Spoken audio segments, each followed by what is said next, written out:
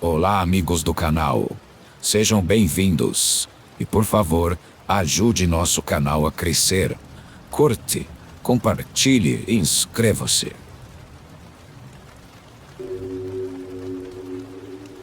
Tudo isso aconteceu durante os meses de inverno de 2014. Naquela época, meu pai conseguiu um novo emprego que exigia que nos mudássemos. Não era uma mudança pequena. Estávamos a boas 9 horas de distância da casa em que cresci. Alugamos um caminhão de mudança, mas ainda tínhamos a tarefa de levar nosso carro para a nova casa. Esse período do ano coincidiu com a época em que eu estava aprendendo a dirigir. Acho que meu pai pensou que 9 horas na estrada seriam uma boa prática para mim. Então o plano era que eu e meu pai dirigiríamos o carro até a nova casa, enquanto minha mãe e minhas irmãs iriam de avião. Não estava exatamente animado com a viagem, não por causa da duração. Isso não me incomodava tanto. O que realmente me preocupava era a nevasca que o meu celular indicava que encontraríamos pela metade do caminho. Dirigir na neve, sendo um motorista novato, não era algo que eu realmente quisesse experimentar. Mas meu pai minimizou isso, dizendo que não era tão ruim e que, na maior parte, seria como dirigir normalmente. De qualquer forma, partimos por volta das 3 da tarde. Então calculamos chegar à nova casa por volta da meia-noite. Por volta das 8 da noite, fomos atingidos pela nevasca. Era muito mais intensa do que eu havia imaginado. Embora meu pai devesse confiar na minha inexperiência ao volante, por algum motivo, ele nunca sugeriu querer assumir a direção. Então, continuei dirigindo. Eventualmente, meu pesadelo se tornou realidade. Perdi o controle do carro e nós deslizamos para fora da estrada em direção a uma fileira de árvores. No momento, tentei ao máximo evitá-las, mas o carro acabou raspando levemente em uma delas. Acho que meu pai não ficou tão bravo. Afinal, não batemos de frente em uma árvore em alta velocidade. Saímos para avaliar os danos e, por algum milagre, havia apenas um leve arranhão na porta do passageiro traseiro. Segurei uma risada de alívio genuíno. Foi então que notei um veículo se aproximando pela estrada, com faróis altos extremamente brilhantes. À medida que se aproximava, começou a buzinar e continuou fazendo isso até parar bem ao nosso lado. O homem abaixou o vidro. Pensei que ele fosse perguntar se precisávamos de ajuda, mas não. Ele começou a fazer um pequeno papo estranho, completamente ignorando a situação em que estávamos. Meu pai apenas olhou para o sujeito e perguntou do que ele precisava. O homem respondeu algo como: notei que vocês deixaram cair algo cerca de 1 quilômetro para trás. Acho que caiu no porta-malas de vocês. Agora, tínhamos algumas coisas no porta-malas que não mandamos com o caminhão de mudança, mas não havia como algo ter caído. Olhei para meu pai e perguntei se havia alguma maneira de algo ter caído. Meu pai começou a responder, mas foi interrompido pelo homem, que insistiu que algo havia caído e estava no banco de trás dele. Ele sugeriu que eu fosse pegar, para que ele pudesse ir embora. Estava prestes a abrir a porta traseira do carro do homem, quando meu pai gritou abruptamente para eu voltar imediatamente para o nosso carro. Fiquei alguns segundos em silêncio, com a mão ainda na maçaneta da porta, algo completamente fora do comum para o meu pai. Mas acabei ouvindo e voltei para o nosso carro. Saímos sem mais uma palavra da nossa parte, ou do homem. Não pude deixar de notar a expressão extremamente perturbadora e quase raivosa do motorista enquanto passávamos por ele. Alguns quilômetros à frente, meu pai pediu desculpas por ter gritado comigo. Claro, disse a ele que estava tudo bem, só não estava esperando por isso. Nunca vou esquecer o que ele disse a seguir. Ele sentiu que precisava agir assim porque, enquanto eu me aproximava da porta traseira do homem, pela janela, ele mal conseguiu distinguir as silhuetas de 2 homens esperando do outro lado.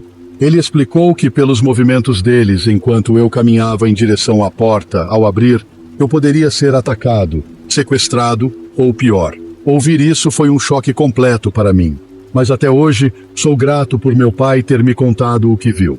Isso me ensinou desde jovem que nem todos têm as melhores intenções neste mundo. No final das contas, Não podemos confirmar 100% que o homem tinha más intenções, mas eu realmente acredito que os instintos do meu pai estavam corretos. A situação inteira simplesmente não fazia sentido. Por que haveria dois homens esperando bem na porta para eu abri-la? E além disso, quando chegamos à nossa nova casa, pudemos verificar que nada estava faltando do nosso porta-malas. Pensar em toda essa experiência ainda me assusta. Era uma noite de início de dezembro e estávamos enfrentando nossa primeira tempestade de neve do ano. Eu estava na minha cama assistindo a algum filme natalino de baixo orçamento, enquanto trocava mensagens com vários amigos, principalmente com meus amigos George e Pat.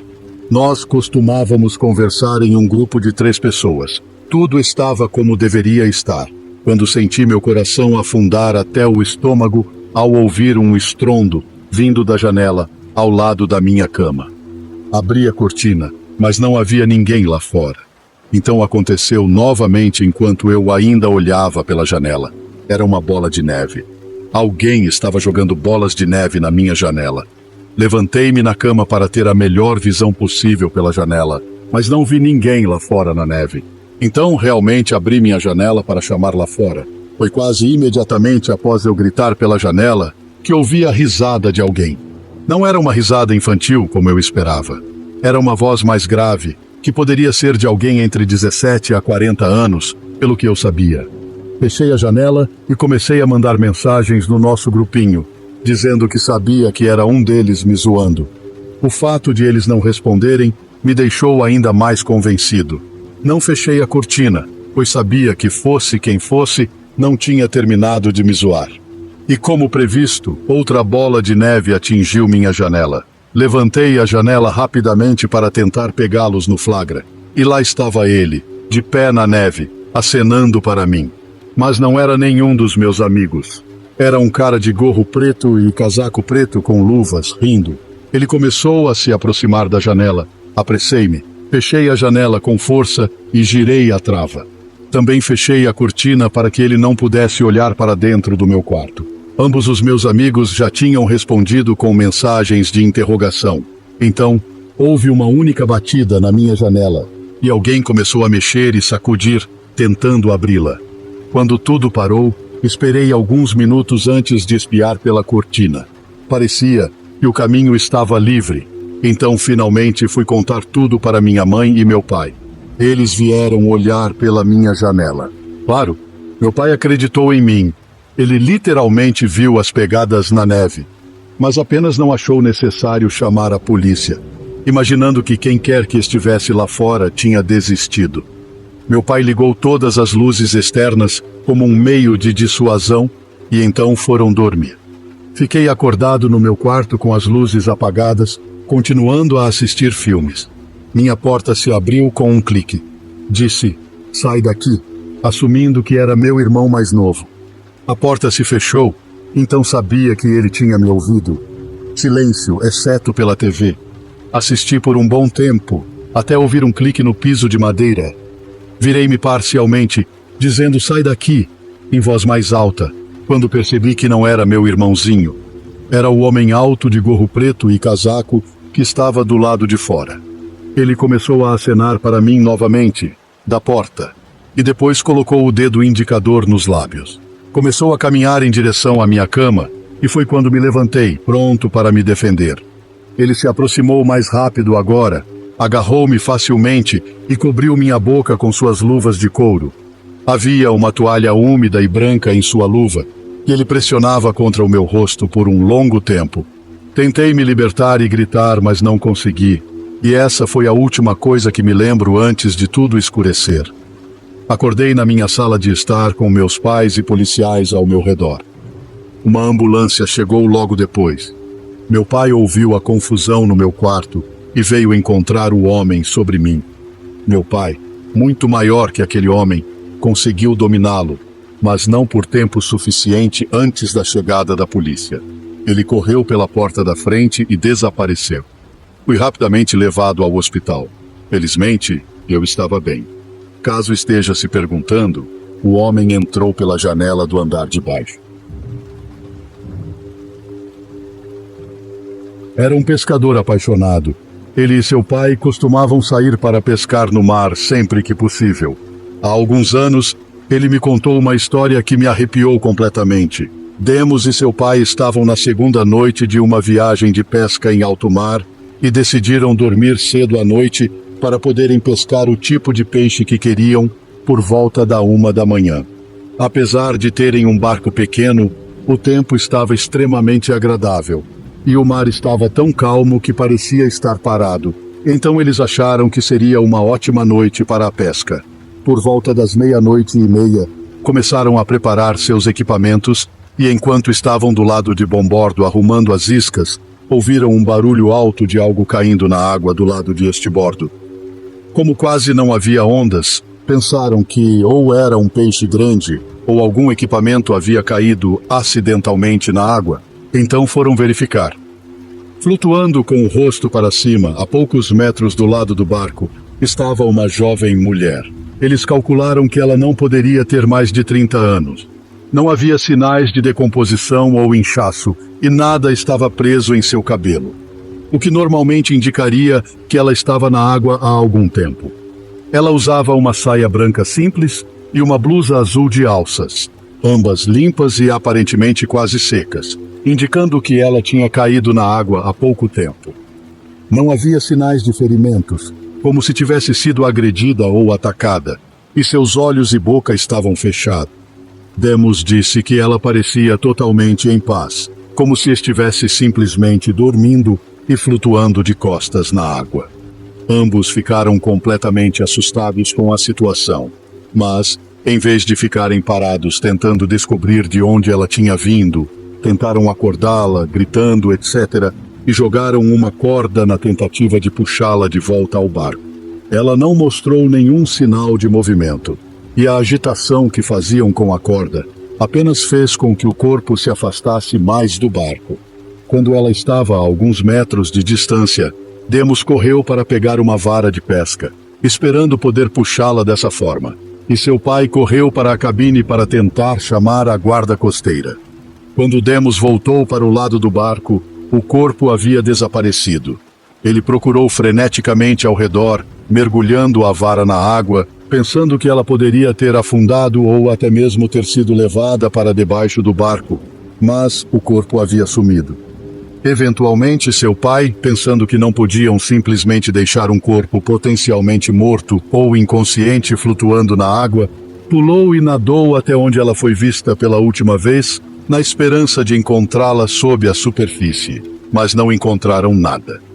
Eles eventualmente dirigiram o barco em um círculo de bom tamanho, mas nunca viram o corpo novamente. A guarda costeira veio, e obviamente Demos e seu pai foram meio que interrogados para garantir que não tinham assassinado a mulher e jogado o corpo, mas nada foi concluído.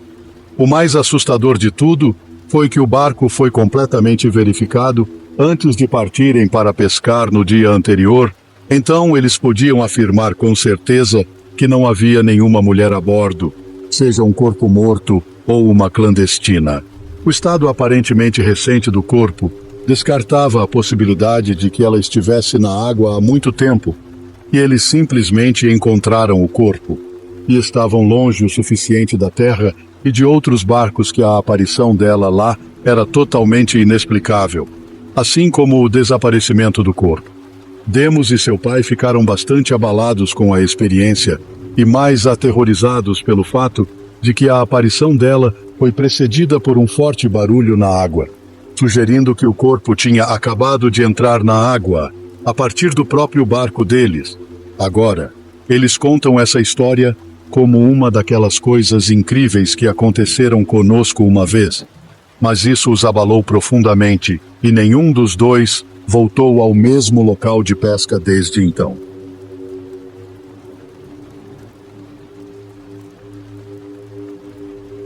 Moro sozinho em uma casa térrea bem padrão com porão, aqui em Michigan. Aqui a neve é bem comum no inverno, e já me acostumei com isso. Também me acostumei a ter que desenterrar minha entrada de carro e essas coisas. Numa noite de inverno passado, enfrentamos uma nevasca enorme. Fiquei aliviado por estar em casa e não precisar ir a lugar nenhum naquela noite.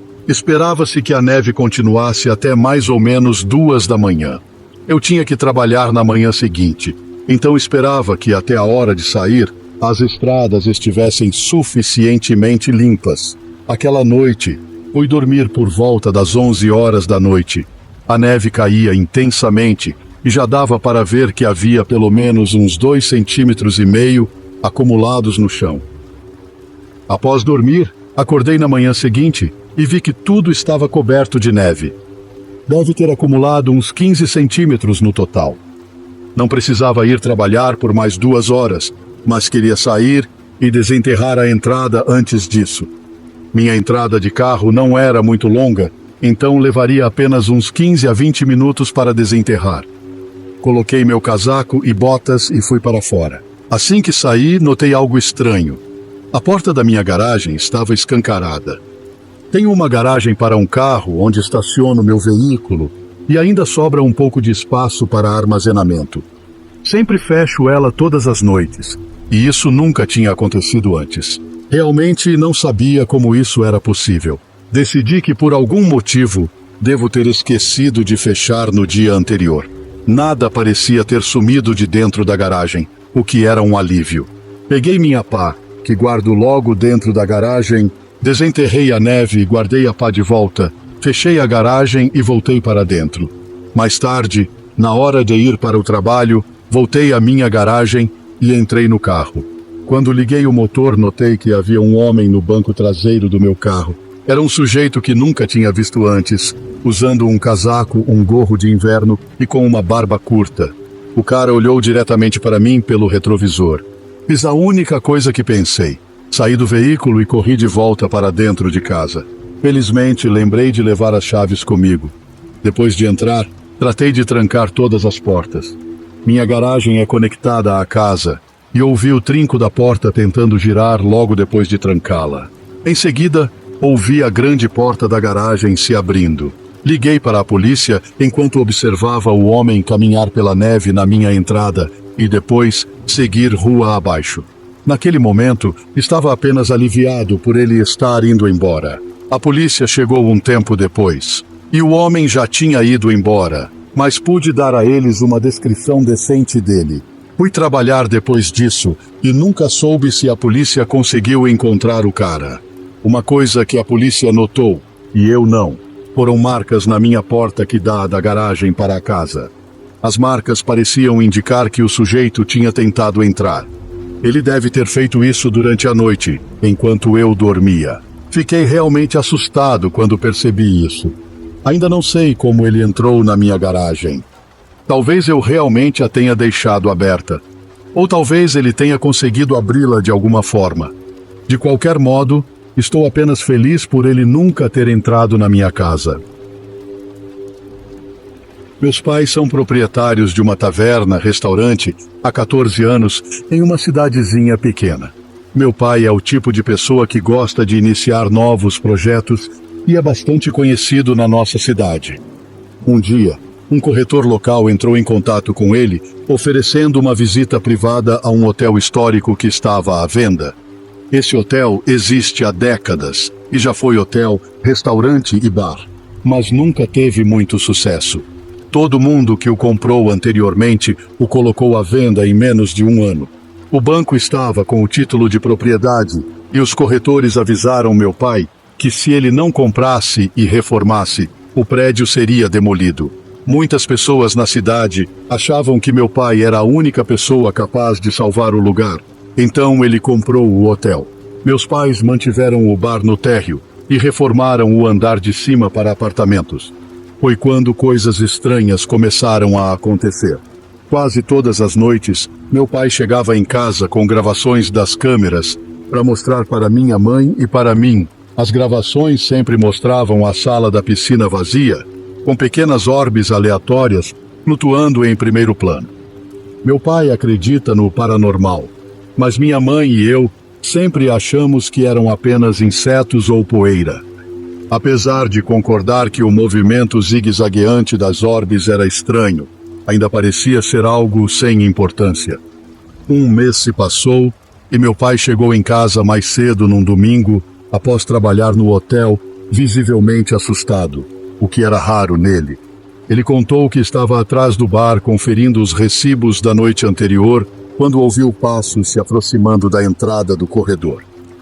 Como não abrimos aos domingos, mas se alguém conhecido visse seu carro no estacionamento, poderia simplesmente entrar para vê-lo, ele não achou os passos estranhos. Sem olhar para cima dos recibos, ele gritou: "Não estamos abertos, mas me dê um segundo."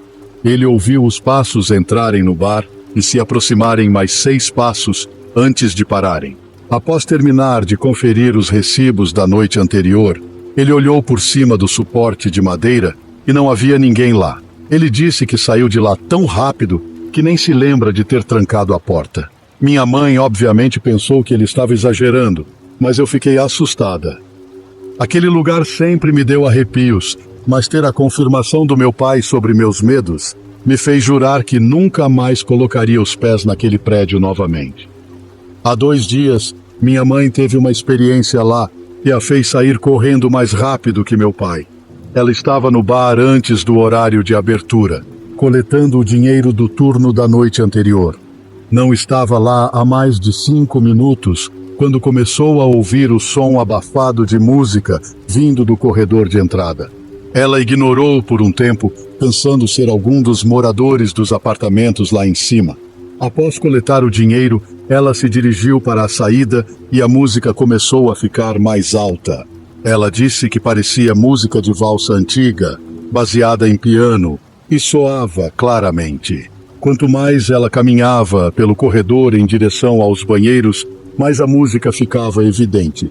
Ao passar em frente ao banheiro feminino, ela disse que parecia que alguém estava lá dentro tocando a música em um celular. Nesse momento, minha mãe já estava suficientemente assustada e sem explicações racionais para o que poderia ser. Justamente quando ela estava prestes a abrir a porta, ouviu a água da torneira ligar e desligar 2 vezes antes de correr para fora do prédio. No estacionamento, ela ligou para meu pai, certa de que havia alguém lá com ela, mas quando ele chegou para verificar, não havia ninguém. Agora, minha mãe é uma crente, e nós 2 estamos apropriadamente aterrorizadas com aquele velho prédio assustador. Na semana passada, o hotel foi consumido por um incêndio, cuja causa ainda não foi determinada.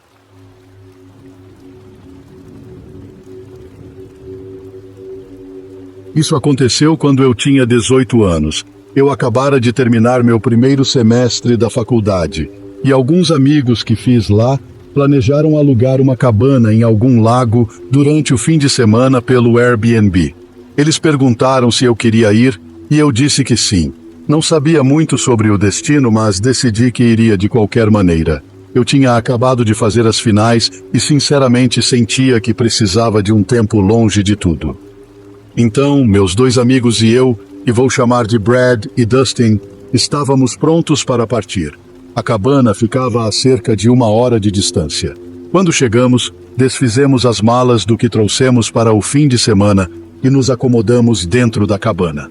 A primeira noite foi, honestamente, meio assustadora para mim, principalmente porque a cabana era bem remota. Era a única no lago, e pelo que me consta, a única em milhas e milhas de nada além de floresta. Eu sou alguém acostumado a estar em cidades com muitas pessoas, não exatamente florestas com o ocasional uivo de coiotes. Sem dúvida, era uma cena à qual eu teria que me acostumar. Mas, considerando tudo, a primeira noite foi completamente tranquila. Foi na segunda noite que as coisas mudaram. Durante todo o segundo dia, ocorreu uma nevasca lá fora. Nós realmente não planejamos para isso. Acho que nenhum de nós pensou em verificar o tempo antes de fazer a viagem.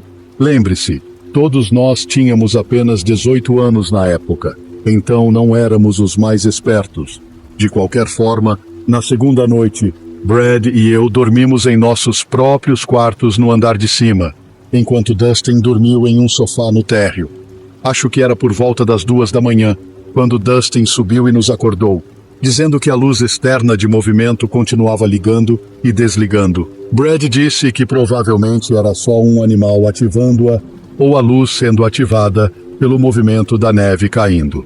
Mas o que Dustin respondeu foi bastante assustador. Ele explicou que pensou o mesmo. mas depois de olhar para fora, viu o que descreveu como a sombra de uma pessoa, com cerca de 6 pés de altura.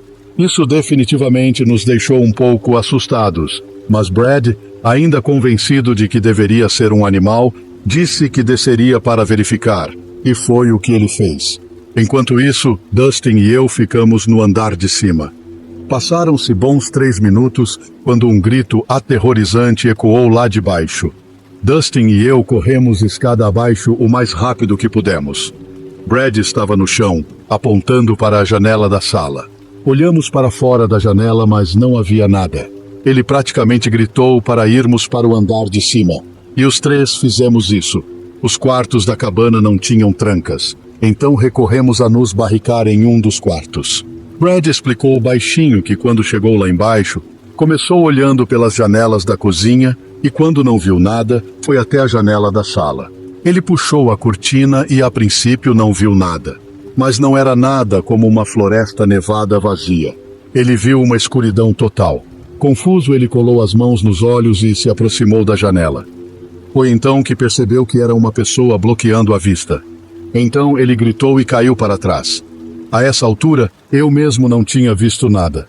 Não me entenda mal, eu estava aterrorizado, mas no fundo da minha mente, ainda não descartava a possibilidade de que eles pudessem estar imaginando coisas. Foi então que a energia elétrica foi cortada. Parecia que meu coração tinha completamente parado por pelo menos 5 segundos. Eu estava histérico nesse ponto. Toda a dúvida que eu tinha sobre o que Brad e Dustin viram desapareceu instantaneamente. Eu realmente senti que minha vida estava acabando naquele momento. Não tínhamos armas e, pior ainda, não tínhamos sinal de celular. Tudo o que podíamos fazer era sentar e esperar até o amanhecer. Felizmente, nada mais aconteceu durante esse tempo. Assim que o sol nasceu, desmontamos a barricada e começamos a pegar nossas coisas. Não tínhamos intenção de ficar ali mais tempo do que o necessário.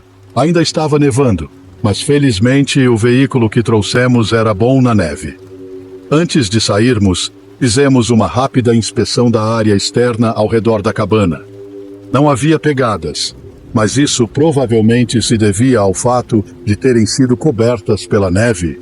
Isso tinha que ser o caso, pois não havia pegadas perto da caixa de fusíveis do lado de fora, embora ela estivesse completamente destruída. Parecia ter sido esmagada várias vezes com um machado. A visão disso foi suficiente para nos fazer sair imediatamente. Mais tarde, tentamos entrar em contato com o proprietário do Airbnb, mas não obtivemos resposta. Sempre achei isso estranho. Quer dizer, se sua caixa de fusíveis fosse completamente destruída, eu imaginaria que você gostaria de falar com as pessoas que alugavam a cabana naquele momento. Mas não, nem sequer um retorno do cara. Continuei amigo de Brad e Dustin durante o resto da faculdade. Falávamos sobre a experiência de vez em quando, mas, na maioria das vezes, mantínhamos para nós mesmos. Ainda não sabemos quem estava nos observando na floresta naquela noite ou quais eram suas intenções.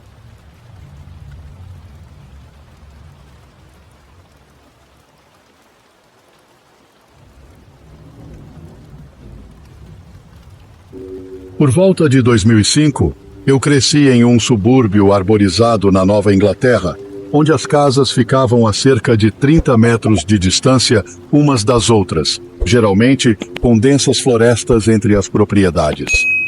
As famílias do bairro com crianças da minha idade tinham uma tradição de Halloween chamada Booing, na qual, durante o mês de outubro, uma família preparava uma cesta de presentes temáticos de Halloween, cheia de doces e pequenos brinquedos, e a deixava na entrada da casa de um amigo. Tocava a campainha e fugia. Era como uma brincadeira de tocar a campainha e correr, só que com um prêmio. A regra era que, uma vez booed, você tinha que continuar a tradição booing outra família. Uma tradição ótima e divertida, da qual fico feliz por ter participado.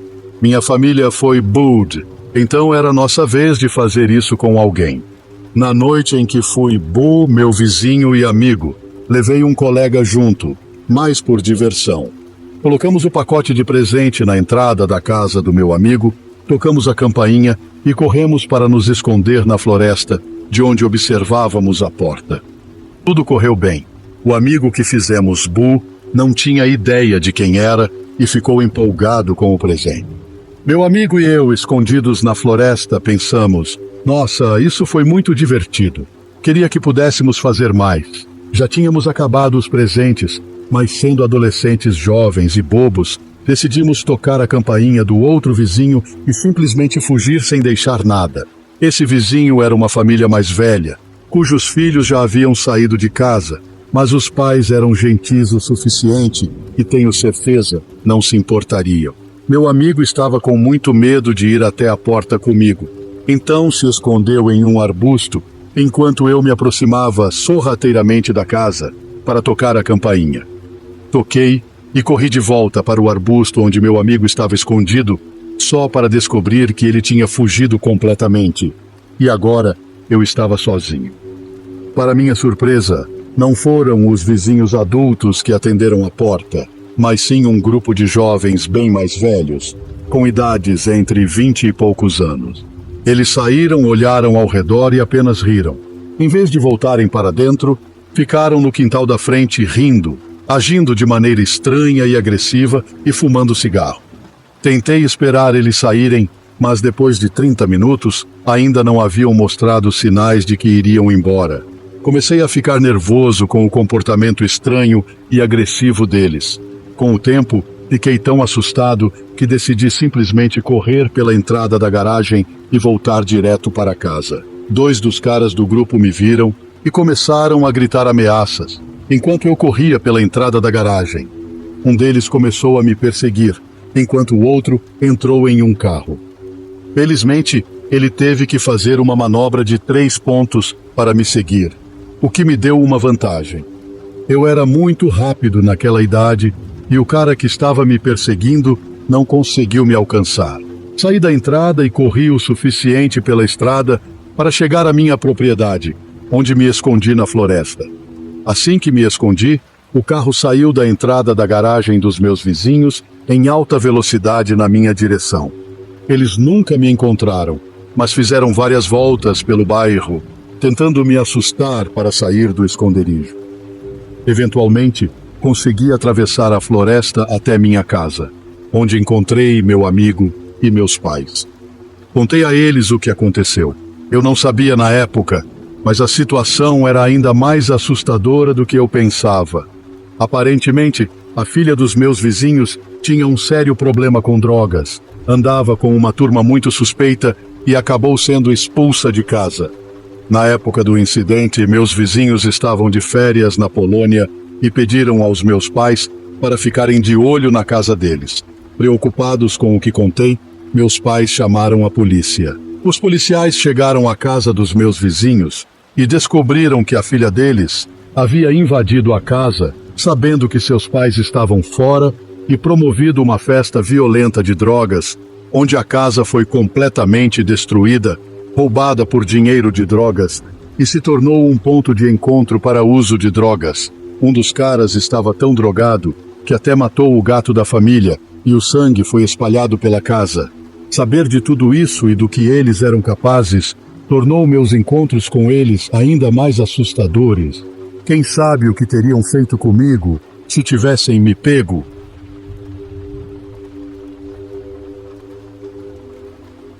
Essa história aconteceu há cerca de uma semana e ainda está muito viva na minha memória. Era noite e eu estava voltando do trabalho para casa, enfrentando uma nevasca. Moro no nordeste da Inglaterra e, mesmo acostumado com muita neve, sempre detestei dirigir nela. As estradas podem ficar muito escorregadias e perigosas, e você é obrigado a dirigir bem devagar. Portanto, estava dirigindo bem abaixo do limite de velocidade enquanto voltava para casa do trabalho, um trajeto que normalmente me levava cerca de 10 minutos. Naquele dia, porém, levou-me provavelmente 20 minutos e a visibilidade estava bastante comprometida. A neve continuava caindo forte e as estradas estavam muito tranquilas, pois a maioria das pessoas provavelmente percebeu o quão ruim era a ideia de dirigir naquelas condições. Quando estava mais ou menos na metade do caminho para casa, notei que um carro se aproximava rapidamente por trás. Não tenho certeza de onde veio exatamente, mas logo estava bem atrás de mim. Isso me deixou nervoso, pois parecia estar dirigindo perigosamente rápido e muito próximo, considerando o tempo. Ele não tentou me ultrapassar, apenas me seguiu. Enquanto fazia o trajeto lento até em casa, o carro atrás de mim permaneceu na minha traseira. Isso continuou até eu chegar à minha rua, e quando eu virei, o carro atrás também virou. Isso já era suspeito, claro. Não tinha visto bem o carro por causa de toda a neve, então supus que poderia ser um vizinho. Finalmente, cheguei à minha casa e entrei na minha garagem. Quando fiz isso, o carro atrás de mim também entrou. Agora, eu estava realmente preocupado. Quem era essa pessoa e por que me seguiu até em casa? Estacionei meu carro e esperei 1 minuto para ver se quem estava no carro atrás de mim sairia. Eles não saíram. Continuaram dentro do carro. Tentei ver quem estava dentro, mas o carro deles estava mais ao fundo da garagem. E eu estava estacionado perto da minha casa, onde sempre estaciono. A neve ainda caía muito, então realmente não conseguia ver nada. Pensei em sair e perguntar o que queriam, mas estava preocupado que a pessoa pudesse ser perigosa. Afinal, me seguiu até em casa numa nevasca. Decidi que seria melhor entrar em casa. Esperei mais 1 minuto dentro do meu carro e então abri a porta e caminhei até minha casa. Estava preocupado que a pessoa no carro atrás de mim saísse e corresse atrás de mim ou algo assim. Então me movi rapidamente. Mas quando cheguei dentro de casa e fechei a porta, olhei para trás e vi que quem estava lá fora ainda estava dentro do carro deles. Eles permaneceram no fundo da minha garagem e o motor deles ainda estava ligado. Observei pela janela por bons 5 minutos. Eles apenas ficaram lá e nada mudou. Era preocupante, mas não tinha certeza do que fazer. Realmente não queria sair e perguntar o que queriam, mas também não achava que valia a pena chamar a polícia ou algo assim. Estava ficando tarde. Eu estava cansado e queria ir dormir, mas não me sentia confortável fazendo isso com o carro ainda lá. Preparei-me para dormir de qualquer forma, mas várias vezes olhei pela janela para ver se o carro ainda estava lá. Isso me fez ficar acordado mais do que eu queria. Finalmente, cerca de 1 hora depois, vi o carro dar ré na minha garagem e ir embora. Fiquei tão aliviado ao vê-lo partir. A neve ainda caía forte naquele ponto, mas agora me sentia completamente seguro em casa.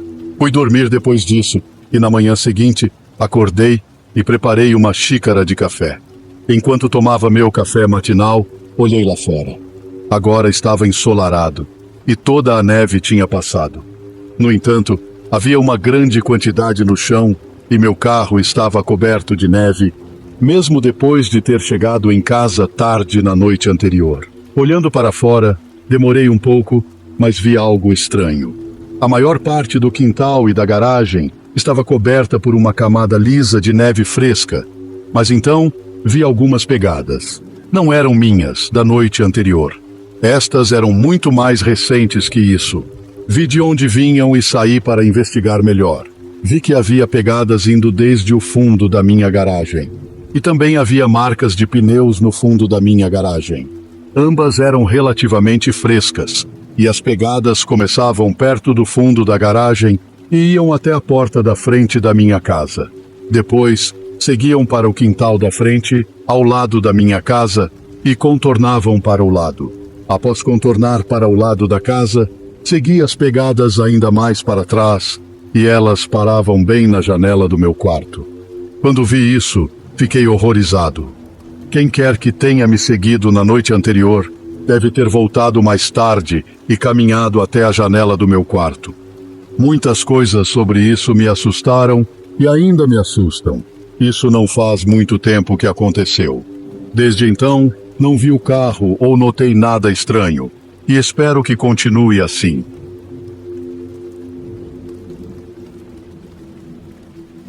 Quando nos mudamos para nossa casa, todos os nossos vizinhos vieram nos conhecer, trazendo biscoitos ou brownies, como nos filmes. Era um bairro tranquilo e de classe média, habitado principalmente por pessoas mais velhas e famílias recém-chegadas. Menciono isso porque éramos a única família negra na vizinhança, sem mais ninguém de cor, nem mesmo crianças adotadas. Ainda assim, não achávamos estranho, apenas era evidente que éramos diferentes. Na época, eu tinha cerca de 13 anos e meu irmão 15. Nosso quintal tem cerca de meio acre e é cercado, mas conecta-se aos quintais de outras 2 casas, cada um com metade do tamanho do nosso, todos separados por cercas. Imagine uma cerca em formato de T, dividindo nossos quintais. A casa à esquerda era de um senhor mais velho, chamado Tom, que me lembrava o Willie Nelson, só que sem as tranças legais. Ele gostava de ficar ao ar livre sem camisa, geralmente com um colete jeans, independentemente do clima. Ele era bem construído, mas visivelmente frágil. Achávamos ele engraçado, de um jeito assustador de velho estranho. À medida que cresci, ele começou a fazer comentários quando eu brincava no quintal com meus 2 cachorros. Tom podia me ver da janela de sua sala que dava para o quintal. Sempre que eu olhava para lá, via ele parado na janela, me observando. Quando percebia que eu o tinha visto, ele saía para conversar comigo. Tentava evitar, mas às vezes não era rápida o suficiente. Não querendo ser rude, eu caminhava lentamente, mas se não conseguisse entrar em casa a tempo, ele gritava para que eu voltasse. Nunca me aproximava muito da cerca e falava de longe. Ele perguntava sobre a escola, se eu tinha namorado e se tinha uma irmã mais velha ou amigas que se parecessem comigo. Eu ria, mas depois de algumas perguntas ele parava de falar e apenas ficava me olhando. Sempre inventava uma desculpa para entrar e ele ficava parado na cerca me observando até eu entrar em casa. Isso acontecia quase toda semana. Minha mãe adora decorar, então ela muda a decoração da casa a cada poucos meses. Numa dessas vezes decidiu instalar uma nova porta de vidro deslizante para o terraço, o que exigiu a remoção das cortinas da sala. Demorou para instalar, então ela decidiu não recolocar as cortinas. Eu costumava assistir TV na sala até tarde, pois não tinha TV no meu quarto. Uma noite depois que meu irmão foi dormir, fiquei assistindo TV sozinha. Por volta da meia-noite, desliguei a TV e, ao me levantar para apagar a luz, vi outra luz acesa, não na minha casa, mas na de Tom. Ele estava lá, na janela da sala, me observando. Contei para meus pais mais tarde, mas eles não deram muita importância. Pouco depois, meus cachorros começaram a passar mal frequentemente depois de brincar fora. Sabíamos que não era a comida deles. Então descartamos os petiscos recentemente comprados, mas não adiantou. Notei que toda vez que eu os deixava sair sozinhos, eles corriam direto para a cerca do Tom, pulando e abanando os rabos enquanto ele saía lentamente, estendia a mão por cima da cerca e dava petiscos a eles. Achei estranho, pois Tom não tinha cachorro. Contei aos meus pais e meu pai foi conversar com ele. Tom parou de dar os petiscos e os cachorros melhoraram. Algumas semanas depois, voltando da escola, percebi que a casa estava vazia, como sempre. Em vez de seguir minha rotina, fui direto para o terraço soltar os cachorros. Quando cheguei à porta, vi Tom sentado no chão, em frente às gaiolas dos cachorros. Congelei. Ele não me viu. Chequei se a porta estava trancada. Não estava. Travei-a o mais silenciosamente possível, mas ele ouviu. Corri para o quarto e liguei para meus pais. Minha mãe, sendo enfermeira, não atendeu. E meu pai, bem, ele nunca atendia. Não achei que fosse caso para chamar a polícia, então me escondi. Depois de um tempo, ele bateu na porta de um jeito quase amigável. Finalmente, meu pai atendeu e disse que estava a caminho. Meu pai chegou e Tom já tinha ido embora. Não sei o que aconteceu entre meu pai e Tom, mas ele parou de sair para conversar comigo. Porém, nunca parou de assistir. Às vezes, ele acenava para mim, sempre fazendo questão de deixar a luz acesa, apenas para eu saber que ele ainda estava lá.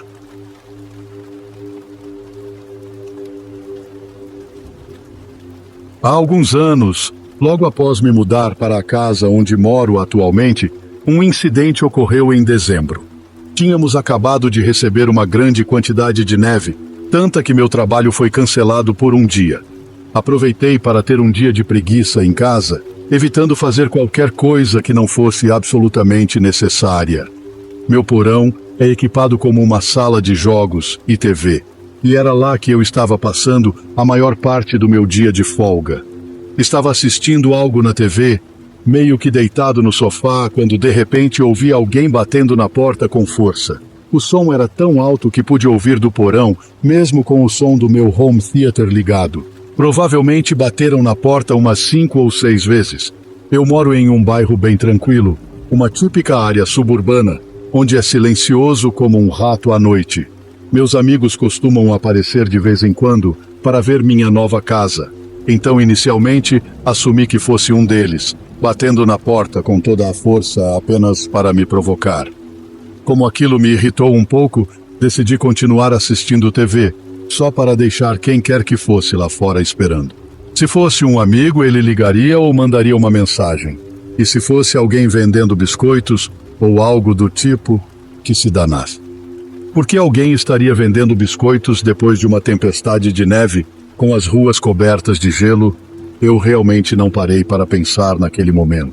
Eventualmente decidi subir e ver se talvez tivessem deixado algo na varanda ou se era um amigo esperando que eu abrisse a porta.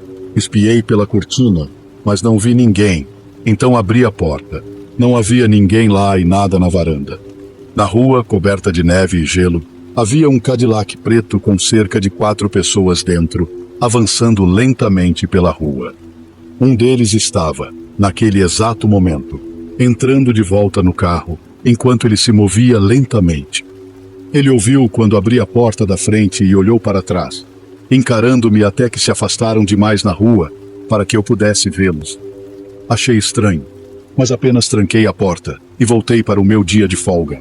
Mais tarde naquele dia, saiu uma notícia de que, mais acima na minha rua, a cerca de meio quilômetro, tinha ocorrido uma invasão domiciliar. Uma mulher estava dormindo no andar de cima de sua casa, e os 4 indivíduos pensaram que a casa estava vazia quando invadiram. Eles acabaram amarrando-a e roubando a casa sob a mira de uma arma. Finalmente, ela conseguiu se desamarrar e foi até um vizinho, que então chamou a polícia e voltou com outra arma para verificar o local, mas eles já haviam fugido. Estou quase certo de que essas mesmas 4 pessoas eram as que eu vi fora da minha casa. Se eu não tivesse decidido subir e abrir a porta naquele momento, eles poderiam ter pensado que minha casa estava vazia e arrombado minha porta. Ainda consigo ver o sujeito me encarando, como se estivesse avaliando se valeria a pena roubar minha casa comigo dentro ou se procurariam um alvo mais fácil. Mas pelo visto, encontraram um. Meu amigo Carlos e eu sempre saíamos para desenterrar as calçadas das pessoas depois de grandes tempestades de neve, para fazer uma grana rápida. Por volta de 2013 ou 2014, nossa cidade enfrentava uma nevasca intensa. Estava escuro, ventava muito e a neve se acumulava rapidamente. Nossa escola já tinha anunciado que ficaria fechada no dia seguinte por causa da neve. Então, sem nada para fazer naquela noite, e sendo apenas umas 8 da noite, saímos com nossas pás e começamos a tocar campainhas, oferecendo desenterrar calçadas por dinheiro.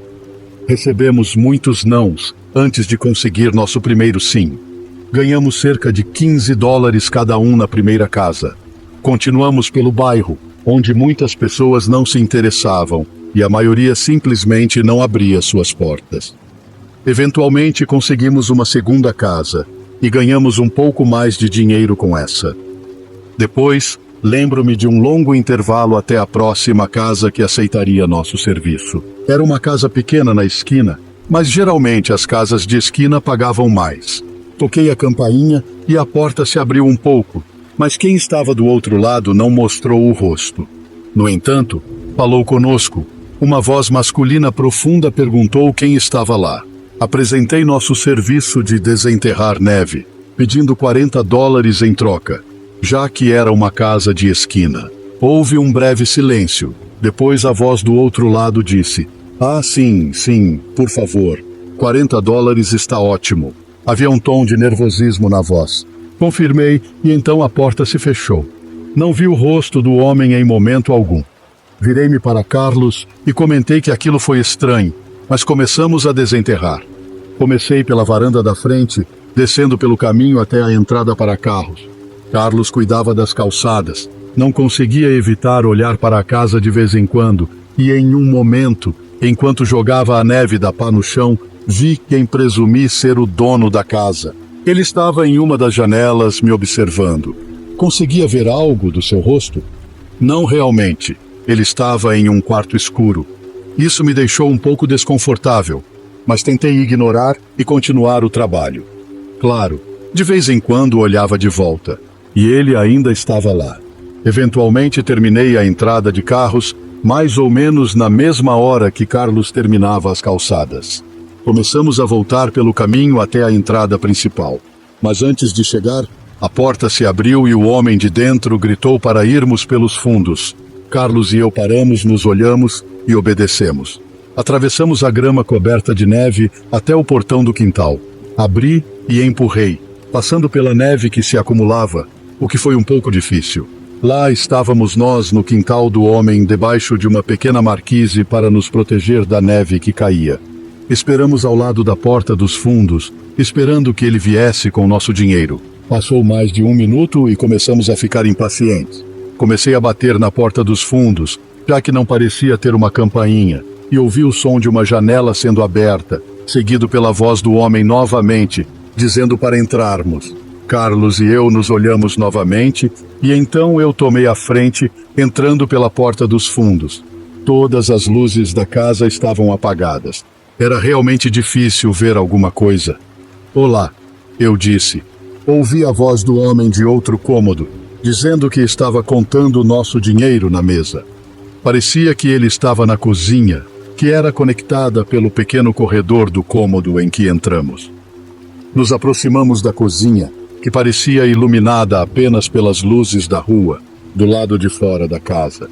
Fiquei na entrada, pretendendo olhar pelo vão da porta, para ver onde o homem estava. Mas não consegui ver pelo vão, pois ele estava bloqueado por ele. O homem estava do outro lado da porta, olhando pelo vão. Virei-me e fingi que não o vi. Inventei uma desculpa qualquer, dizendo ao Carlos que esquecemos algo lá fora. Saímos da casa e o homem não disse uma palavra. Assim que saímos, pegamos nossas pás e corremos dali. Todo o nosso trabalho duro desenterrando aquela casa foi em vão. Voltamos ao meu quintal, guardamos as pás e entramos para nos aquecer e descansar um pouco. Carlos e eu relaxamos por um tempo. Então chegou a hora de ele ir embora. Ele saiu pelos fundos para pegar sua pá, quando voltou preocupado, pedindo para eu dar uma olhada em algo. Havia um novo conjunto de pegadas na neve, frescas, como sabíamos, porque um conjunto ia do portão até a porta dos fundos e para o barracão no canto do nosso quintal. Carlos correu para dentro e contamos para minha mãe. Vivemos em um bairro muito pobre e relativamente inseguro. Então minha mãe acreditou em nós rapidamente e ligou para a polícia. A polícia chegou relativamente rápido, considerando as péssimas condições de dirigir, e foi investigar o barracão. Carlos, minha mãe e eu observamos pela janela dos fundos enquanto a polícia tirava um homem do barracão. Ele usava uma camisa que combinava, pelo que pude ver pela janela de volta, quando estávamos desenterrando aquela propriedade. Sem dúvida era o dono da casa. Ele mais tarde admitiu para a polícia que pretendia tentar invadir a casa quando todos fôssemos dormir. Porque, no entanto, ele nunca respondeu. A polícia também disse que ele estava muito intoxicado quando admitiu isso, o que me fez pensar o que ele pretendia fazer conosco naquela cozinha se não tivéssemos saído de sua casa.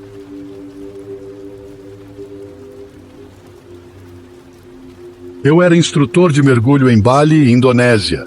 Grupos podiam me contratar para uma aula casual ou para uma semana inteira de mergulho, na qual poderiam conquistar uma licença provisória de mergulho. Um grupo me contratou. Era uma turma mista, todos na casa dos 20 anos, formada por casais e amigos. Eram pessoas legais, de famílias abastadas, mas eu não sou de julgar. Nossa primeira atividade era a caminhada subaquática. Eu nunca tinha experimentado essa modalidade, já que era algo relativamente novo na época, mas estava ansioso para tentar. Pegamos um barquinho e seguimos para a embarcação maior, que por brincadeira chamávamos de nave-mãe, graças a uma enorme cabeça de alienígena pintada no casco.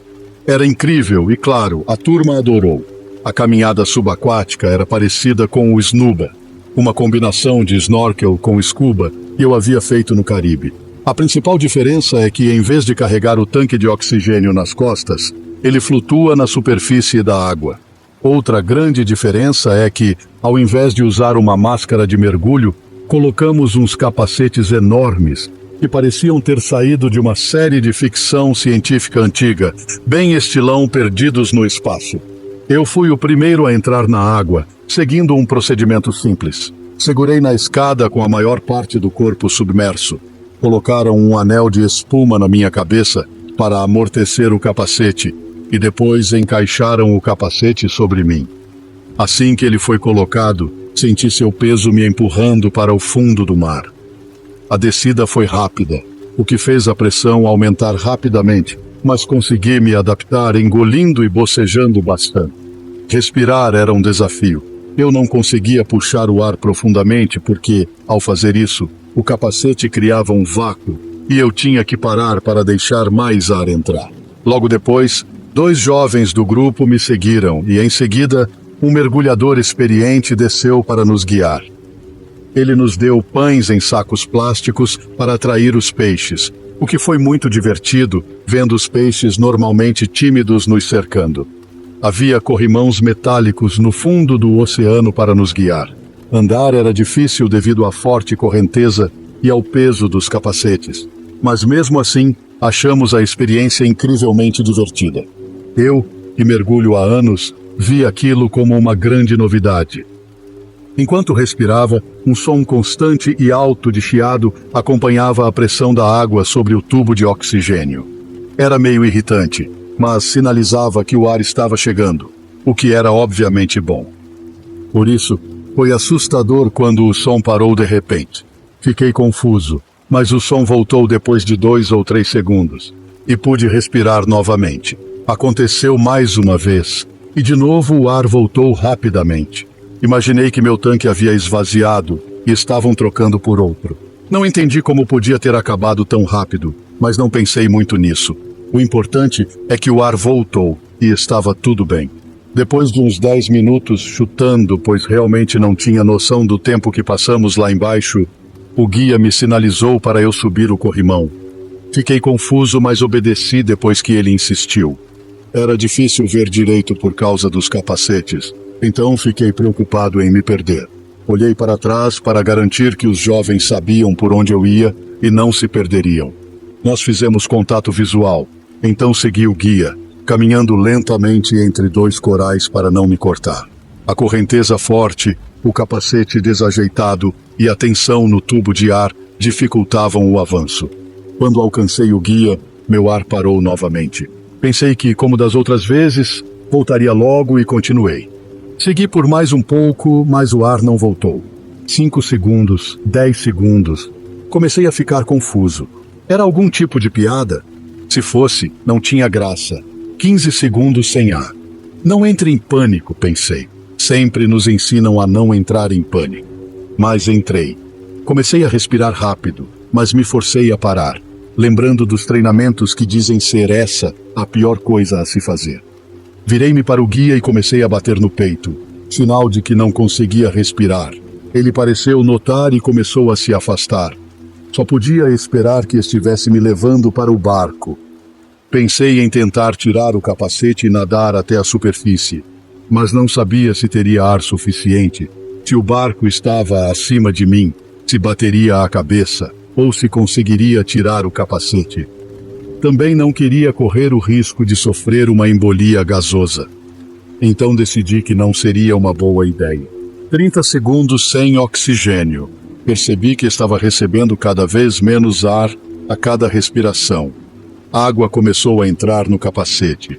Tive que olhar para cima para respirar o pouco ar que restava.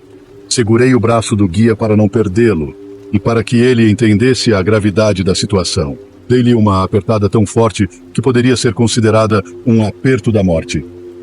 40 segundos sem oxigênio. Meus pulmões ardiam por ar. Vi a escada do barco. Sabia que se conseguisse chegar até lá, estaria salvo. Deve ter sido a adrenalina da esperança renovada que quase me fez esquecer a falta de ar. Fiquei alguns segundos tateando, até agarrar a escada e comecei a me puxar para cima. Ao romper a superfície, o ar invadiu meu capacete e respirei profundamente. Respirar nunca foi tão bom. Definitivamente, foi a experiência mais assustadora da minha vida. E eu, definitivamente, não recomendaria a caminhada subaquática.